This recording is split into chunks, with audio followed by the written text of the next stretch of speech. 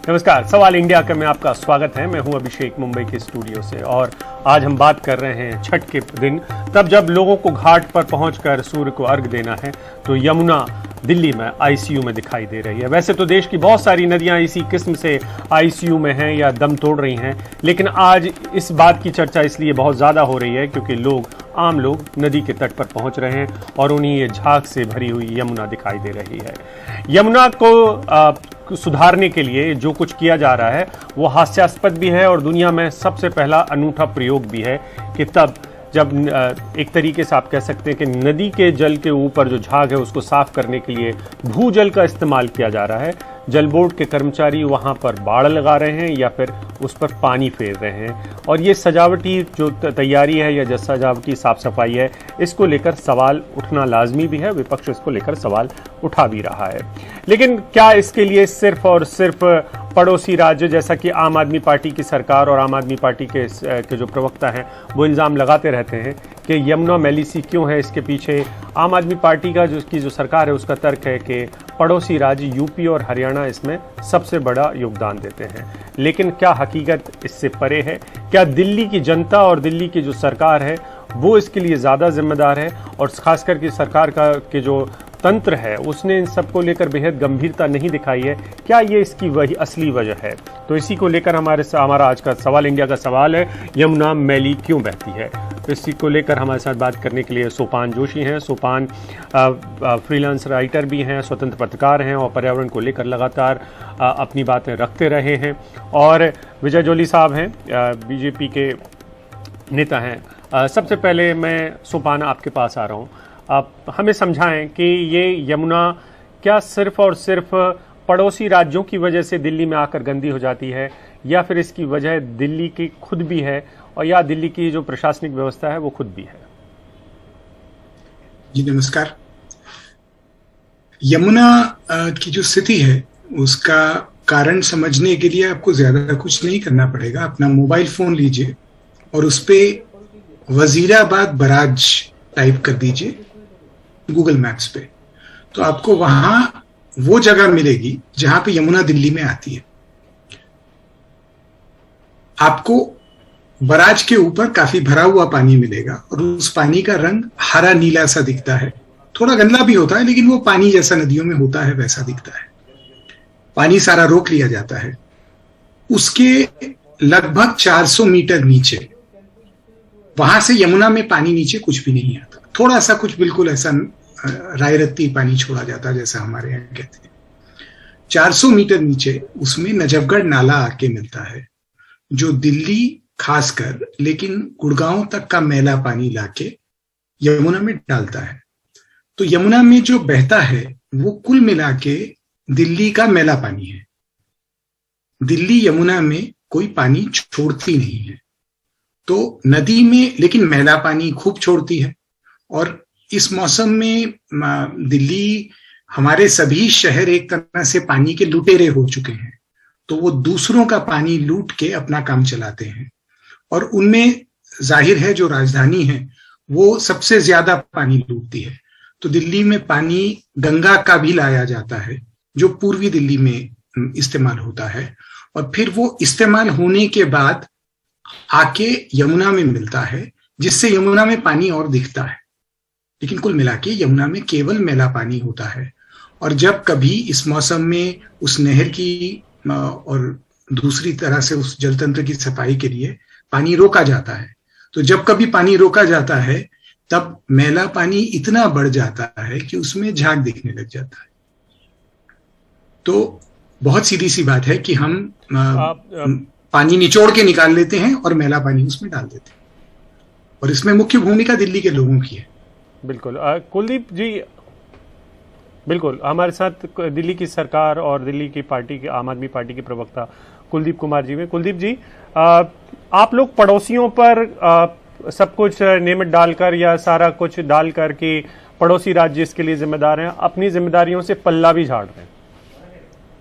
देखिए, निश्चित रूप से अपनी जिम्मेदारियों से कोई पल्ला नहीं झाड़ सकता अभिषेक जी, लेकिन जब जिम्मेदारियां किसी सरकार की इतनी बड़ी हो और जिस प्रकार से यमुना की हम बार बार बात करते हैं अभी 2 दिन पहले जब मैंने वो वीडियो देखी आपके चैनल्स पे भी देखी, अन्य चैनल्स पे भी देखी, जिसमें यमुना के अंदर किस प्रकार झाग पूरे के अंदर हुए थे, तो मेरा मन भी उससे व्यथित होता है, मुझे भी उससे दुख होता है। लेकिन जब हम उसके परिणाम पे जाते हैं कि आखिर इसका कारण क्या है, तो हमें पता लगता है कि इसके अंदर, मैं आपको बता दूं अभिषेक जी, कि दिल्ली के अंदर 2 बड़े नाले हैं, 2 बड़ी ड्रेन्स हैं, एक नजफगढ़ ड्रेन और एक शादरा ड्रेन। शादरा ड्रेन के माध्यम से आपका जो ये पूरा शादरा ड्रेन है, इसके माध्यम से उत्तर प्रदेश का मेरठ, मुजफ्फरनगर, शामली, सहारनपुर में ये जो पूरा बेल्ट है, और इस पूरी बेल्ट के अंदर कागज के कारखाने, चीनी मिल, उद्योग जितना भी है, वो सारा का सारा विदाउट ट्रीटमेंट के उन नालों के माध्यम से दिल्ली की यमुना के अंदर आता है। और जो वीडियोस हम लोगों ने देखी, जो आपने भी देखी होंगी, वो वीडियोस भी ओखला बैराज की हैं। और मैं यहाँ भाजपा के साथी भी हैं, मैं उनकी जानकारी के लिए भी जानकारी दुरुस्त कर दूं कि वो पूरा का पूरा ओखला बैराज यूपी एलिगेशन के अंदर, जो यूपी का एलिगेशन डिपार्टमेंट है, यूपी सिंचाई विभाग के अंतर्गत आता है। अगर इन लोगों ने पूरी जिम्मेदारी से वहां काम किए होते, जो जल कुंभी वहां पे इकट्ठा होती है, अगर उनको समय से इन लोगों ने वहां से हटाया होता, तो मैं निश्चित रूप से कह सकता हूं कि ये दृश्य देखने के लिए नहीं मिलता। लेकिन हमने इन्हें बार बार रिक्वेस्ट किया है, जल बोर्ड ने भी रिक्वेस्ट किया है। मुझे लगता है कि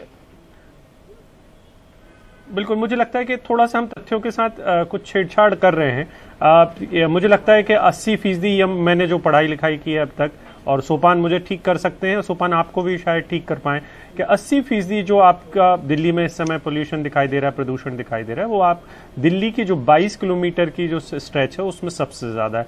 सोपान, क्या कुलदीप जी जो कह रहे हैं वो तथ्य की दृष्टि से सही बात है कि क्या यूपी और पड़ोसी राज्य से सबसे ज्यादा आ रहा है, या दिल्ली के कारखाने और दिल्ली की जनता का जो मलबा है और मैल है उसका एसटीपी नहीं बनाया जा रहा है, और उसकी वजह से ये सारी गंदगी ज्यादा गिर रही है? जी, कुलदीप जी और उनकी पार्टी के लिए पहले मैं अपना सद्भाव व्यक्त कर दूं। कोई दुर्भावना नहीं है, लेकिन जो लोग इस तरह का प्रबंधन करते हैं उनका एक बुनियादी कायदा होता है, वो ये है कि जितना पानी जो इस्तेमाल करता है उसका 80% मैला पानी बन के नाली में जाता है। तो अगर आप ये जानना चाहते हैं कि किसका मैला पानी यहाँ पे आ रहा है, तो उसके लिए आपको जाके नालियों का सर्वेक्षण करने की जरूरत नहीं है। आप केवल ये देख सकते हैं कि कौन किस राज्य में कितना पानी सप्लाई का इस्तेमाल होता है, उसमें भूजल जोड़ लेंगे तो आपको पता लग जाएगा। और जितना पानी दिल्ली में इस्तेमाल होता है, उतना दिल्ली पानी की बर्बादी में भी देश की राजधानी है। और इसमें कोई ये दल या वो दल की दलदल में फंसने की हमको जरूरत नहीं है। इसका समाधान किसी भी दल के पास नहीं है। और हर दल को चुनाव क्योंकि लड़ने पड़ते हैं, तो उनको कुछ लोगों को वादे करने पड़ते हैं। ये राजनीति की मजबूरी है। तो उसमें कई तरह के ऐसे वादे हो जाते हैं, लेकिन इसमें जो कठिन बात है वो करने को कोई तैयार नहीं होगा। कोई ये नहीं कह सकता कि हमारी राजधानी का अपनी नदी के साथ संबंध क्या है कि वो उसको निचोड़ के सारा पानी निकाल देते हैं और मैला पानी उसमें डाल देते हैं। बिल्कुल बिल्कुल। हमारे साथ विजय जोली साहब भी हैं। मुझे पता है कि आप ने बीजेपी के हैं, तो आप पहले अपनी तरफ से विजय जी बता दीजिए कि आप दिल्ली के प्रशासन को क्यों जिम्मेदार ठहराते हैं। आज आप लोगों ने एक बात भी जारी की है कि किस तरीके से आप लोगों ने पैसा तो दिल्ली की सरकार को बराबर दिया था, लेकिन उन्होंने एसटीपीज बनाने में, जो कि सीवेज ट्रीटमेंट प्लांट होते हैं, उनको बनाने में पैसा खर्च नहीं किया या ज़्यादा जिम्मेदारी नहीं दिखाई। क्या क्या आप लोगों के तर्क हैं दिल्ली सरकार के खिलाफ? देखिए, 7 साल से दिल्ली सरकार दिल्ली की सत्ता में है। 11,500 करोड़ रुपया दिल्ली से केवल और केवल 22 किलोमीटर की लेंथ बहने वाली यमुना को साफ करने का जिम्मा अरविंद केजरीवाल जी की सरकार के पास था। लेकिन आज भी 7 साल बेमिसाल बीतने के बाद भी यमुना मैली कुचैली गंदी है। 12 अक्टूबर 2021 को दिल्ली भारतीय जनता पार्टी के आंदोलन के उपरांत दिल्ली सरकार को झुकना पड़ा और 10 नवंबर आज छठ मनाने की मंजूरी दिल्ली सरकार को देनी पड़ी। लेकिन यमुना की गंदी अभिषेक जी छठ मनाने पर केजरीवाल सरकार ने यमुना के ऊपर रोक लगा दी। मैं पूछना चाहता हूं अरविंद केजरीवाल की सरकार के ऊपर बैठे हुए इनको बात पता होनी चाहिए। 7 साल तक क्या कोई भी बात नहीं कर सकते हैं। 7 साल तक आपकी जॉली साहब आप एनडीटीवी के ऊपर बैठे हैं और आप कोई भी ऐसी बात ना करें जो बिना तथ्यों के हो। आपको जानकारी होनी चाहिए कि डीडीएमए की बैठक में ये फैसला लिया गया, मुख्यमंत्री के पुरजोर विरोध करने के बाद छठ मैया की पूजा करने की अनुमति इसी सामने दी, डीडीएमए ने दी। जोली जी, मैं सवाल, मुझे लगता है कि जब जिम्मेदारियां तय होंगी तो गंगा की भी जिम्मेदारी तय होगी। नमामि गंगे प्रोजेक्ट में तो मैं मानता हूं कि फिर ये जोली जी, मुझे लगता है कि संयम में रहने की आप मेरी आवाज को जोली जी सकते हैं। अभिषेक जी 10 सेकंड दीजिएगा मुझे इनकी बात का जवाब देने के लिए। नहीं, आपकी आवाज को कोई नहीं दबा सकता। आप सरकार में बैठे हुए लोग हैं कि मुझे बस ये पूछना है कि जनता के साथ भ्रष्टाचार किया है। आप अभिषेक जी 10 सेकंड दीजिएगा मुझे अपनी बात करने के लिए। बस बहने वाली यमुना को साफ क्यों नहीं किया? जोली जी मैं आपको रोक रहा हूं। पॉल्यूशन कंट्रोल बोर्ड का बिल्कुल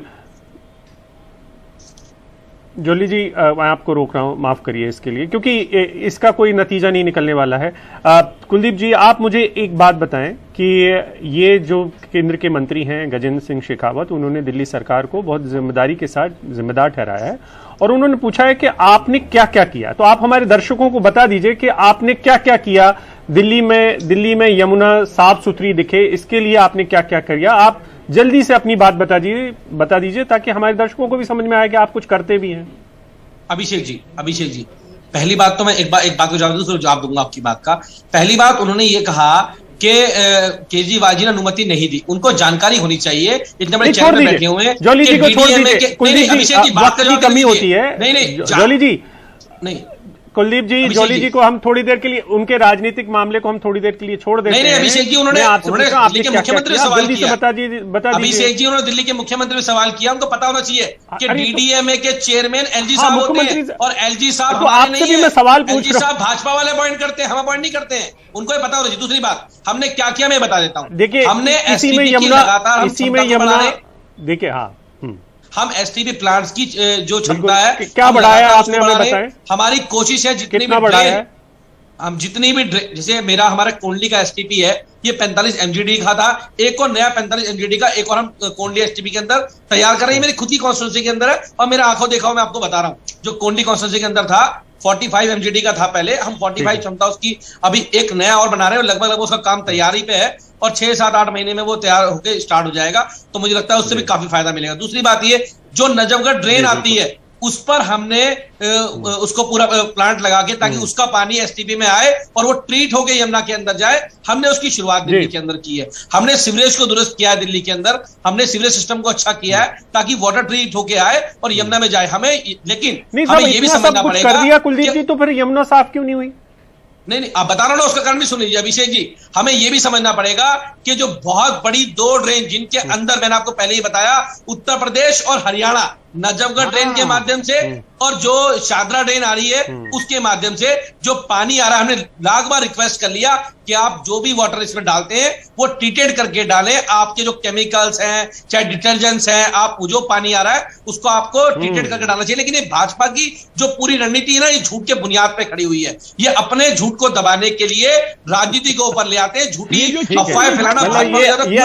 यमुना गंदी होती रहे, आप खोल के देखो। अभिषेक जी, कोई नहीं चाहता, हम भी नहीं चाहते यमुना मैली रहे, हम भी चाहते यमुना साफ हो। और यमुना के अंदर इनको बता दूं, छठ मैया के ऊपर इन लोगों ने डीडीएमए से एलजी साहब के द्वारा, भाजपा के लोगों ने यमुना में छठ मनाने में रोक लगाई। इनको पता होना चाहिए छठ ऐसा पर्व है जिस पर यमुना गंदी नहीं होती है। यमुना को साफ करके वो लोग छठ मनाने का काम करते हैं। ये गंदी राजनीति विजय जोली साहब और आपकी और आपके भाजपाइयों की, देश के लोग, मैंने आपसे सवाल, कुलदीप जी, मैंने आपसे जो सवाल है राजनीति की वो है, सिर्फ इतने पूछे कि आप हमें तथ्य के आधार पर बता दीजिए कि आपने कितना पैसा खर्च किया, उस पैसे से आपने क्या क्या किया आप मुझे उसका हिसाब किताब नहीं दे रहे हैं। मैं आपसे सवाल पूछ रहा था, आपने क्या क्या खर्चा किया, कितनी आपने कैपेसिटी पिछले 7 साल में बढ़ाई, जितना आप जो सोपान जो सवाल उठा रहे हैं या जो बात उठा रहे थे कि भाई आपने जितना पानी लिया उसमें से कितना पानी आपने ट्रीट करके वापस नदी में छोड़ा, उसका हिसाब आप मुझे दे दीजिए। हम आपकी बात मानेंगे, समझाएंगे, दर्शकों को भी समझ में आएगी कि आप लोगों ने बहुत काम किया।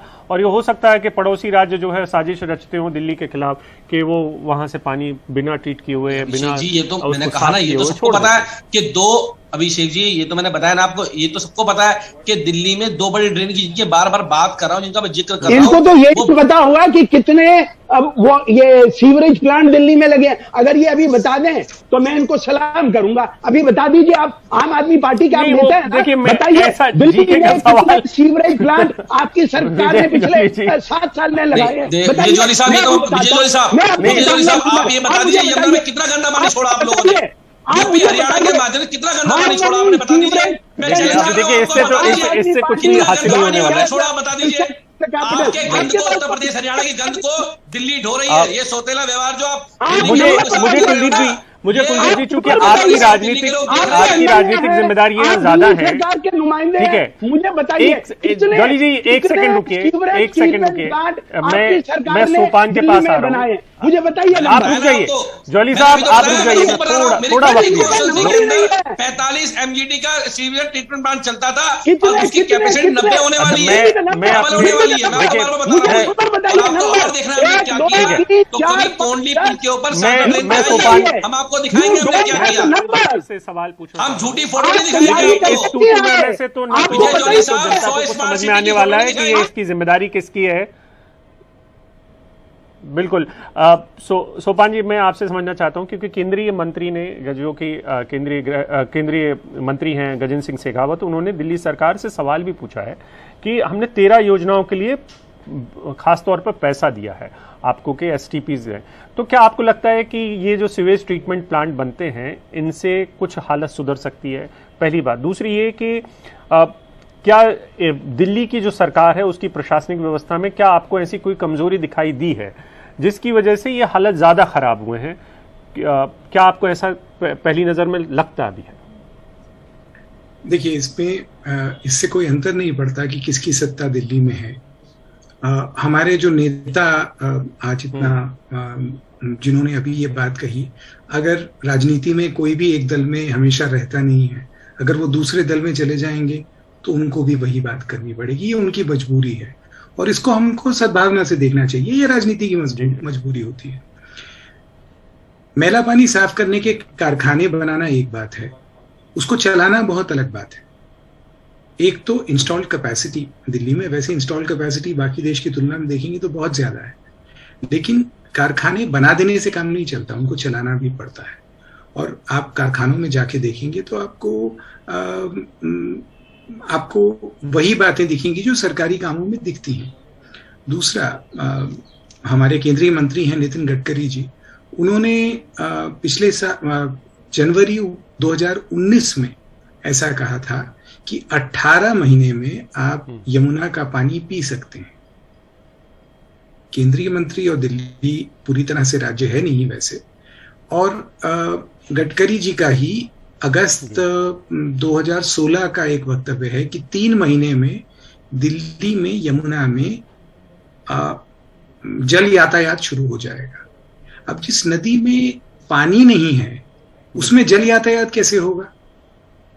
तो ये बात सीधी सी ये है कि नदी कोई वोट नहीं डालती, वोट लोग डालते हैं। और लोगों से वोट लेने का तरीका ये होता है कि उनको जल की आपूर्ति दी जाए और उनसे बिना खर्चा वसूल किए उनका मैला पानी निकाल के नाली से नदी में, तालाब में डाल दिया जाए। ये हमारी राजनीति का स्वभाव हो गया है और हमारे सारे शहर पानी को लूटने वाले शहर बन चुके हैं, जो नदियों को मात्र अपने टट्टी पेशाब बहाने की नाली के अलावा कुछ मानते नहीं हैं। उनको राजनीतिक मजबूरी होती है तो उनको कुछ बातें ऐसी कहनी पड़ती हैं जो राजनीति में जरूरी होती हैं, जो समझा जा सकता है। अगर मैं होता राजनीति में तो शायद मुझे भी वही बातें करनी पड़ती। लेकिन इसका सीधा सा मामला ये है कि यमुना वोट नहीं डालती है और राजनीति वोट से चलती है। बिल्कुल। विजय जोली साहब, गंभीरतापूर्वक मैं आपसे ये समझना चाहता हूं कि नमामि गंगे प्रोजेक्ट भी चल रहा है, बिल्कुल नमामि गंगे प्रोजेक्ट भी चल रहा है और आप पैसा भी दे रहे हैं। आपको भी पता है कि दिल्ली पूरी तरीके से तो राज्य है नहीं, आपकी भी कुछ जिम्मेदारियां होंगी, तो आपने अपनी जिम्मेदारियों में क्या क्या किया है अब तक, वो हमारे दर्शकों को बताएं।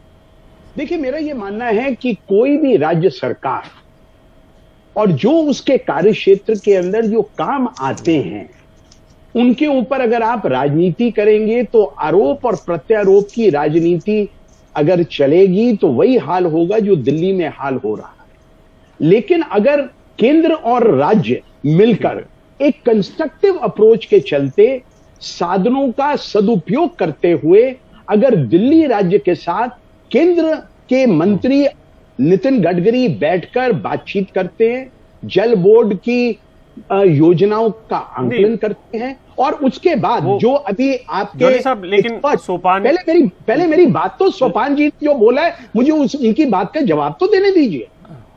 सोपान जी ने जिस और इशारा किया है, नितिन गडकरी जी ने जल बोर्ड और दिल्ली मुख्यमंत्री अरविंद केजरीवाल जी के साथ एक कंस्ट्रक्टिव एनवायरनमेंट के अंदर जब दिल्ली की यमुना की साफ सफाई से रिलेटेड कुछ अनुदान दिए, तब उनको जो राज्य सरकार से जो आश्वासन मिले उसके आधार के ऊपर उन्होंने ये कहा था। और मुझे भी याद है, मुझे भी बहुत अच्छा लगा कि दिल्ली के अंदर नौका विहार हो पाएगा और किसी भी राज्य के अंदर वहां की लाइफलाइन, वहां का पानी के स्रोत हुआ करते हैं। लेकिन अगर उस राज्य के अंदर राजनीति के चलते आप अपने पड़ोसी राज्यों के ऊपर दोषारोपण करेंगे, उनके साथ बैठकर बात नहीं करेंगे, आपके पास 35 दिल्ली के अंदर सीवरेज ट्रीटमेंट प्लांट, मेरे पास उनके आंकड़े हैं, उन 35 सीवरेज ट्रीटमेंट प्लांट में से 22 सीवरेज ट्रीटमेंट प्लांट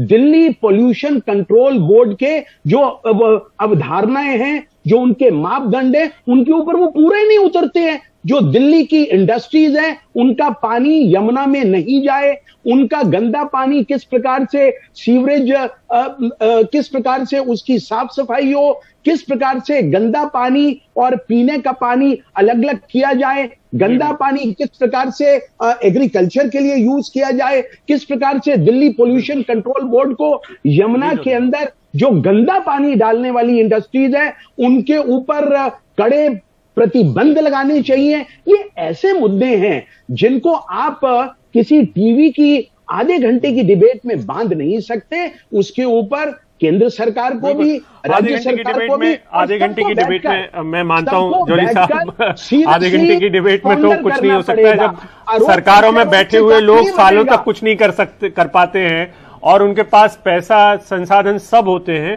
सिर्फ इच्छा शक्ति नहीं होती है, क्योंकि वो धर्म के नाम पर राजनीति करना एक अलग मसला हो सकता है और किसी भी किस्म का लाइव प्रसारण करवाना धर्म के नाम पर वो भी एक राजनीति का हिस्सा हो सकता है। लेकिन जिस धर्म में दरअसल नदियों को पूजा जाता हो और बार बार देश की अदालतें इस बात की ओर इशारा करती हों कि नदियां दरअसल एक जीवित इंसान है, उनको उस तरीके का दर्जा मिले, उस पूरे देश में आधे घंटे की चर्चा में वैसे तो कुछ नहीं हो सकता है।